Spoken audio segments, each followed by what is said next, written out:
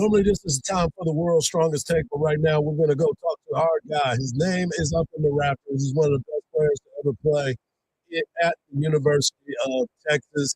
And now he's learned how to get behind the microphone and doing his thing in San Antonio.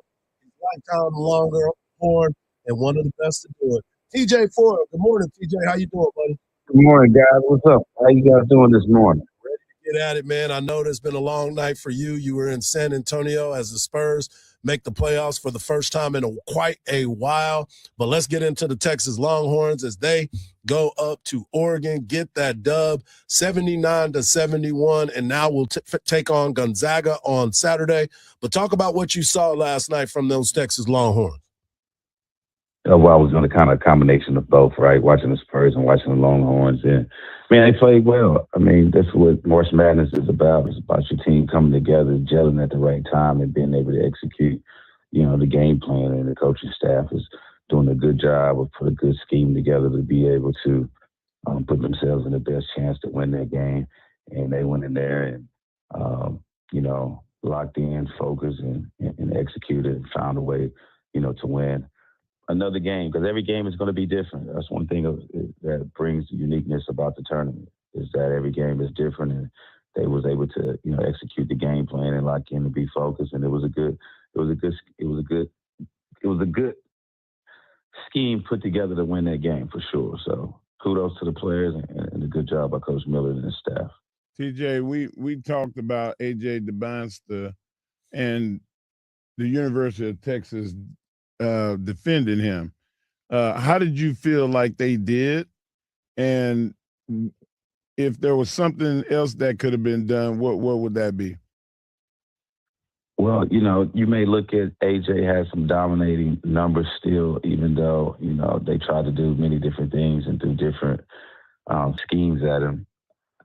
That kid is just, he's unbelievable. That's one of the guys that potentially could be the number one pick in the NBA draft. And I think he said it at halftime, they can't guard him. He was that good. But at the same time, that was a benefit for them as well, is that him being able to get off, they kept everybody else kind of in check. And that kind of, was able to get some good stops defensively, which they're playing at a high level right now, not giving, a lot of, extra baskets as far as, offensive rebound and defensive rebound and, contesting shots at the rim. So they did a really, really good job last night. We're talking to lifetime Longhorn TJ Ford. And TJ, when you watch the way this defense was able to play, but get over to the offensive side, you got a chance to see Matas Titus get work and did a really good job in the paint. There was nobody that could really stop him. And then you look at what Tremont Mark has been able to do, and you mentioned it.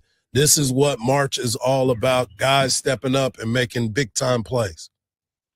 Well, Big Fella was really the MVP for me last night. I think that was kind of one of his best games all season, him playing with physicality, him being able to use his size, and being able to be a force on both ends of the floor. And I think he is he is one of the main keys for us to continue to succeed. And I think he was very dominant in using his size and being very, very effective just with being having intensity and kind of dominating and controlling that paint. So I think he did an excellent job of doing that last night. And when you look at Trey Mark, I mean, this guy here has experience. He's been in these situations before. He's been in big time games, and at the same time, this is his last rodeo. So he's enjoying it. He's playing big, and he's been great since he's been here at Texas as well. TJ, we've been a guard and an elite guard. Let's talk about guard play. What does Texas need to do guard wise to further their hunt for trying to win a championship in this bracket? Well, I mean, look, they're the underdogs, and they're playing like the underdogs. I don't think a lot of people is looking at this team that's created much damage just around the country. We're not just talking about, people in the sports world on TV. You're talking about the fan base. You're talking about, families and kids around the country. So I think this has been great of Texas being able to have an opportunity here to, really put it back on the map here. And you one game away from getting to the Sweet 16, which would be awesome.